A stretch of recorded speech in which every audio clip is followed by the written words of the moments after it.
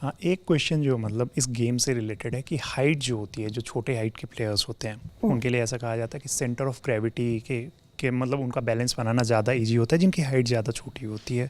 एक और चीज़ की जो स्ट्रेंथ और टेक्निक, जो दो चीज़ जो इसमें इंपॉर्टेंट होता है, उसका बैलेंस उस टाइम पे बनाना कितना इंपॉर्टेंट होता है और वो कैसे बैलेंस आप बना पाती हैं? सबसे पहले तो ये हाइट का ऐसा कुछ नहीं है। लिफ्टर्स काफ़ी टोल वाला भी, हाइट वाला भी ट्रेनिंग किया है, वेट लिफ्टिंग किया है।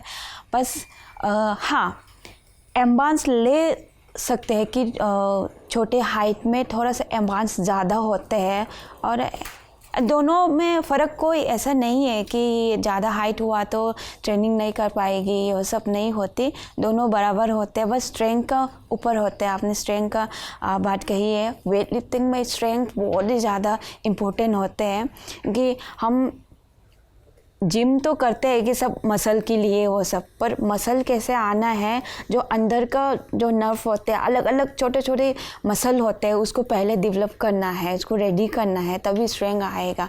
तो वेट लिफ्टिंग में सिर्फ वेट ट्रेनिंग ही वो वेट लिफ्टिंग नहीं होती। उसी को ज़्यादा करने के लिए, वेट को उठाने के लिए हम अलग से ट्रेनिंग करते हैं कि छोटे छोटे मसल के लिए। अभी मैं रिस्ट में पेन है तो रिस्ट के पास में क्या क्या नर्व में छोटे छोटे मसल जो है उसको रेडी करना है। तो स्ट्रेंथ बहुत ज़्यादा ज़रूरी है, और हाइट का ऐसा कुछ नहीं है कि उनको टेक्निक होना चाहिए, स्ट्रेंथ आना चाहिए, और रेगुलर ट्रेनिंग होना बहुत ज़्यादा ज़रूरी है। हाइट वालों का ट्रेनिंग वैसे हाँ अलग बोल सकते हैं, क्योंकि उनकी हाइट ज़्यादा हुआ तो हम कौन सी जगह पे, कौन सी मसल में हमको और भी ज़्यादा फोकस करना ज़रूरी है। हाइट हुआ तो स्क्वाट में उनको थोड़ा सा दिक्कत हो सकते हैं वो सब, तो स्क्वाट को हम कैसे इम्प्रूव करना है वो सब के लिए हम अलग एक्सरसाइज वो सब कर सकते हैं। पर ऐसे तो कुछ नहीं कि अलग अलग हाइट वालों और छोटे हाइट वाला, ऐसे कुछ नहीं है। बस स्ट्रेंथ होना ज़रूरी है, पर स्ट्रेंथ तो ट्रेनिंग करके ही आता है।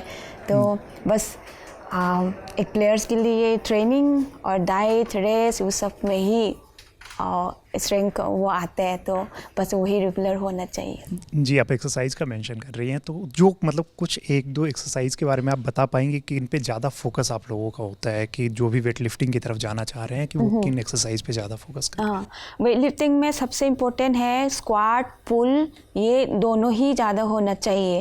क्योंकि स्क्वाट में हम क्लीन, और जब स्नेस क्लीन जब करते हैं तो उसी टाइम में हम उठना बैठना जो होता है तो उसी में ताकत वो ज़्यादा होता है। स्क्वाट में इतना मतलब स्ट्रॉन्ग रखेंगी तो हमारी स्नेस क्लीनिंग जग में फ़ायदा बहुत ज़्यादा मिलेगा। और पुल में हम कैसे खींचना है, हम सेकंड पुल फास्ट कैसे करना है, उन सब में बहुत ज़्यादा मेहनत मतलब सपोर्ट लेते हैं। तो एक वेट लिफ्टर के लिए स्क्वाट और पुल बहुत ही ज़्यादा स्ट्रॉन्ग होना चाहिए कि हमारी सेंटर मसल का जो नी, थाई और बैक को होते हैं, हमारी बैक बहुत ज़्यादा मजबूत होना ज़रूरी होते हैं, और नी बहुत ज़्यादा मजबूरी होना पड़ते हैं। तो पुल में बैक का एक्सरसाइज हो गया, बैक को स्ट्रॉन्ग रखना है, और स्क्वाट है हम थाई का पावर लेना है।